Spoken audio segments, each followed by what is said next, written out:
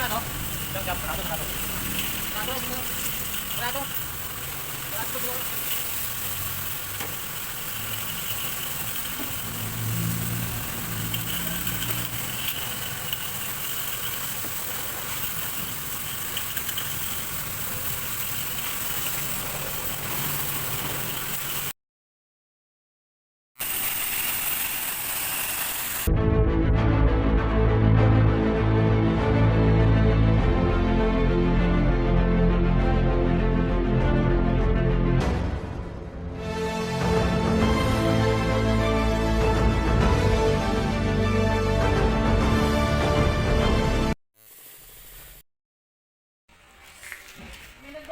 Yeah. Good morning mga kakaimas. For this vlog, meron tayong Toyota Innova 2018 model engine wash tutorial. So, papakita ko sa inyo kung ano yung mga dapat na ingatan kapag kayo naghugas ng makina. Siyempre, ang kanyang computer box. At bago kayo magsagawa ng engine wash, make sure na tanggalin niyo yung kanyang negative tsaka positive connection ng battery. Okay? Bago kayo magsagawa. Then, eto kanina, so nakatornilyo yan ng 12. Gamit lang ako ng T-wrench 12mm. Tinanggal ko siya. So, kaya ako siya tinanggal mga kaimas para malinis ko na maayos at mablower ko na maayos yung kanyang mga terminal socket sensor. So, importante po yun para hindi magkaroon ng check engine. So, ito yung kanyang mga sensor. Okay. So, kung isipin nyo mga kaimas, kung di nyo siya alisin pa, so, makabasa pa rin siya kapag kayo nag-engine wash. Okay, kaya pinakamaganda ay tanggalin nyo yung kanyang cover. So, meron minsan sa mga Montero or depende sa model, meron mga model na hinuhugot lang. So, wala siyang mga nut or tornilyo. Kaya pinakamainam, tanggalin nyo para ang trabaho ninyo ay magandang kalabasan. Okay? So, kapag ganyan mga cases mga kahimas, pwede kayo mag-apply ng gasolina, kerosene. So, pwede yan. Kung hindi kaya ng mga engine degreaser. So, nakagamit ako dati ng engine degreaser na sa video lang maganda. Okay pa. Pero sa ngayon, ang ino-offer ko sa inyo, ang i-apply nyo, gasolina or crudo sa mga tagas ng langis. Yan. Okay. So, nasaan nga ba ang computer box ng Toyota Innova 2018 model? So, andito siya mga kaimas. So, wala siya sa makina. So, depende sa model, no? Merong mga model or unit ng sasakyan na ang kanyang computer box ay nasa engine. Okay, so itong Toyota Innova 2018 model, so wala sa engine yung kanyang computer box. Andito siya sa loob ng sasakyan. So, passenger side, driver, passenger side, sa ilalim ng console box. Ayan mga kaimas. Ayan. So, ito yung kanyang computer box. Ayan. Ito mga kahimas. Or kung tawagin sa iba, ay ECU. ECU or computer box, or same mga kahimas. So, ang gagawin ko dito mga kahimas ay engine wash tutorial. Kaya para sa mga baguhan mga kahimas, pwede nyo bisitahin ang aking YouTube channel for more tutorial. Yan, dashboard removal, glass cleaning, headlight buffing, chrome cleaning, wheels cleaning, interior cleaning, exterior buffing. So yun mga kaimas, bago tayo magsagawa ng pag-engine wash or magtanggal ng battery, paandarin muna natin. So ito mga kaimas, siyempre gear, okay, manual transmission, susi, siya natin 1, 2. Ayan, pailayo muna natin. So, ayun yung marker ng ng check engine. Okay, so paandar natin mga kahimas. Siyempre, tapakan natin ang brake, gasolina,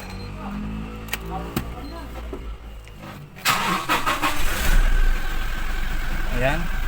So, wala siyang check engine. Okay, kailangan mga kahimas, ganyan pa rin ang kalabasan ng ating isasagawang engine wash tutorial. So walang bahid ng check engine or ano pa mang indicate. Okay? Ayan mga kahimas.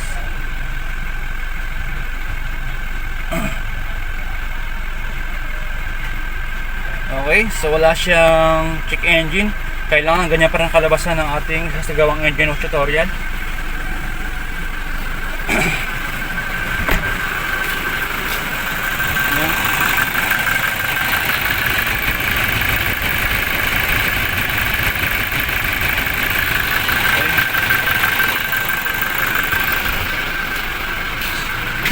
So patayin na natin mga kahimas. Ayan, so wala siyang check engine. Patayin na natin. So yun mga kahimas. Yan, para sa mga baguhan at sa mga baguhang home viewers, syempre shoutout po sa inyo. Sa mga baguhan yan, sa mga car wash owner ng mga baguhang car wash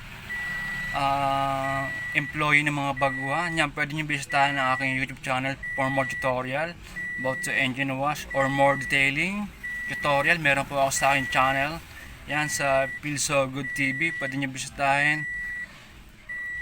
At sa mga gusto mag DIY, sa mga car owner, ang mapapayo ko sa inyo, kung kayo mag-engine wash, make sure na meron kayong blower, or kung wala kayong blower, pwede naman air compressor para ma-blower ninyo na maayos yung kanyang mga terminal socket sensor, dahil mahalaga po yan. Okay, based on my experience as sa mga napagtanawan ko mga mekaniko na kaibigan kong pioneer. Okay, make sure na play safe tayo. So ayan mga kahimas, okay na. Mag-alis tayo ng negative tsaka positive ng battery.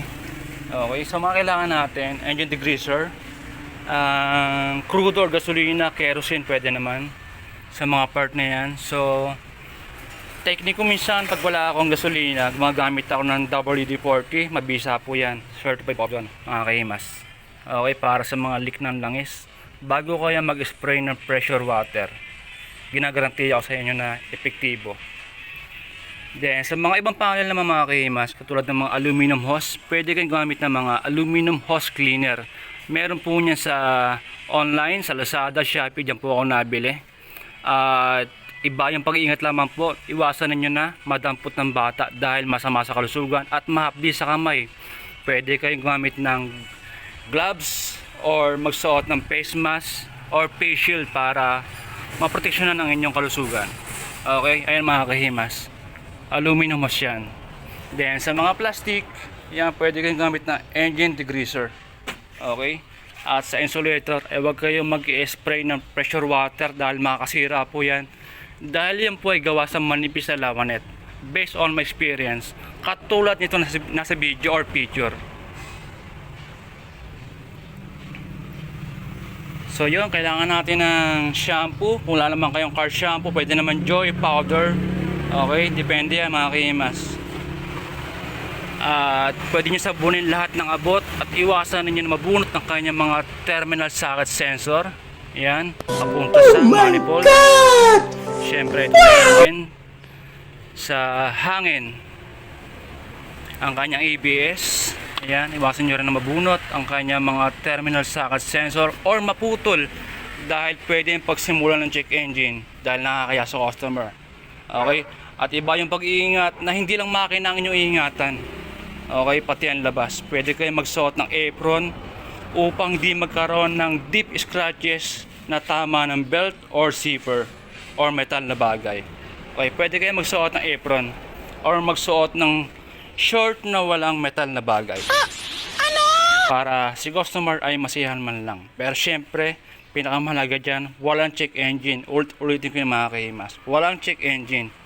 Okay, bago nyo paandarin, make sure na na-blower ninyo lahat ng mga terminal socket sensor. So lahat na makikita nyo bago nyo ikabit ng kanyang positive at negative connection ng battery. Okay, so ayan mga kahimas, kailangan natin pressure water, blower, car shampoo. Kung wala kayong car shampoo, Joy or powder, pwede naman yun. Ang paint brush or detailing brush, pwede po yun. washmate or foam, pwede po yun mga kahimas. So sundan nyo lang yung video mga kahimas. So umpisahan na natin.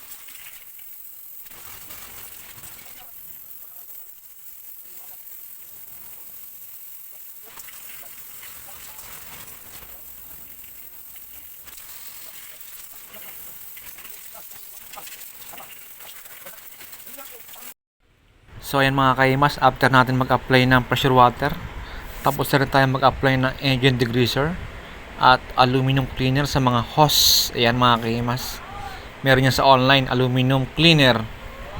Okay, so tapos na po bago tayo magsagawa ng ating pagkasabon. Mga kahimas, syempre ang kanyang hood, under pressing pa ng engine degreaser. Siyempre mga kahimas, yung insulator, iwasan ninyo na sprayan ng pressure water.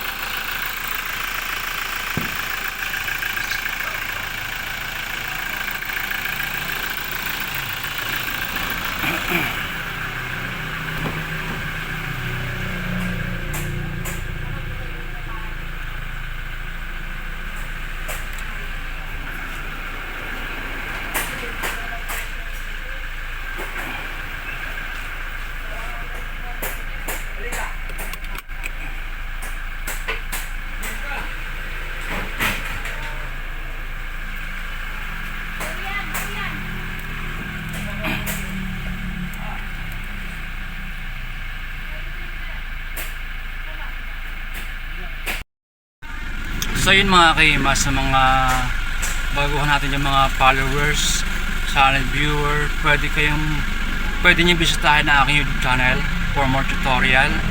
Yan, sa mga baguhan, sa mga gusto matuto mag engine wash at iba't ibang mga diskarte ng aking sinasagawa mga detailing or tutorial, meron po ako sa aking YouTube channel, pwede nyo bisitahin. So ayun mga kaimas, dito sa Toyota Innova 2018 model. So napansin nyo diba, from the start, so pinakita ko yung mga proseso ko. So bago ko siya engine wash, kung ano yung mga dapat ingatan, mga dapat alisin, at mga dapat na pakaingatan kapag kayo ay nagkasagawa ng engine wash upang hindi magkaroon ng check engine. Syempre bago kayo magsagawa ng sa mga baguhan, sa mga gusto mag DIY, pwede muna kayo magtanong or comment down below, okay, para masagot ko ang inyong mga tanungan, or pwede kayo magtanong sa mga mekaniko kung ano yung mga dapat ingatan sa pagkasagawa ng engine wash, kung ano yung mga dapat ingatan upang di magkaroon ng check engine. Ayan, para sa mga baguhan dahil po mahirap manghula. Okay? Mahirap manghula. Ayan, wala po siyang check engine. Pansin nyo. Ayan, okay.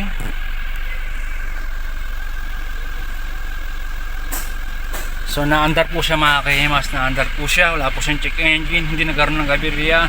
Syempre yung kanyang exterior ay gumamit tayo ng apron upang yung ating belt or metal na bagay hindi tumama upang di magkaroon ng scratches. So hindi lang makina ang ating iningatan, pati ang panlabas para na mamatuwa si client at walang problema. Okay? At kung sakali naman na magkaroon ng check engine ay pinakamainam ay tanggalin nyo muna ang kanyang negative connection ng battery. Pwede nyo muna i-blower, hugutin nyo yung kanyang mga terminal socket sensor. Okay, para sa mga baguhan, bago kayo magtanggal ng ang sensor ay pinakamainam tanggalin nyo muna ang kanyang mga battery connection, positive at negative.